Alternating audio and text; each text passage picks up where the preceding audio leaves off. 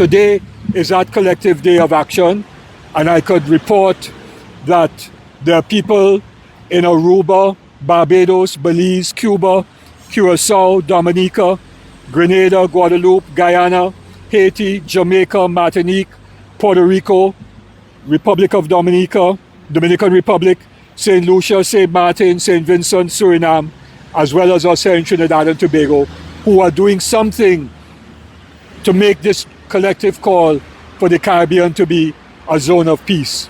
This declaration was a call to the people of the Caribbean that we must stand firm, that the Caribbean must remain a zone of peace, that there should be no U.S. intervention. We declared that the sovereignty of the nation states of our region is not and must not be up for sale, that regional unity and integration are crucial to our development and survival in the context of a changing global order, and therefore call on CARICOM heads of government to meet urgently on this emerging situation and to adopt a unified position against this unilateral military deployment by the U.S. We denounce the so-called creation by the U.S.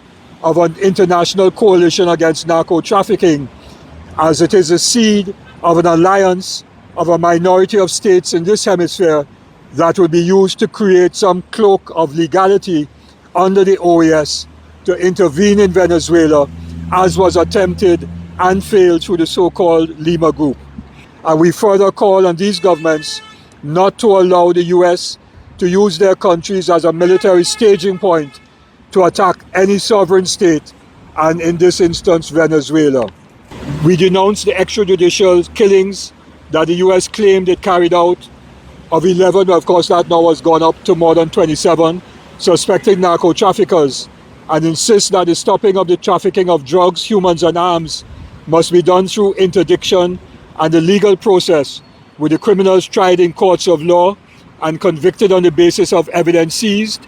And we deplore the statements made that they should, quote, all be killed violently, as contrary to the rule of law, and thus which could take us down a slippery slope of giving the state the license to kill arbitrarily. The designation by the US, without providing a shred of evidence that the president of Venezuela is the head of a narco-trafficking gang, is part of the well-known operation to discredit and delegitimize a leader or country. The US has no moral authority to speak about narco-trafficking when it was engaged in precisely such activity to finance the violent civil wars in El Salvador and Nicaragua in the 1980s that resulted in many tens of thousands of people being killed, among other well-documented activities. Nor does it have any moral authority to speak about peace when it is complicit in the genocide of Palestinians today and of many other crimes against humanity through the years. The sovereignty of the Bolivarian Republic of Venezuela must be respected, and that therefore we oppose any military intervention by the US or any other state in Venezuela.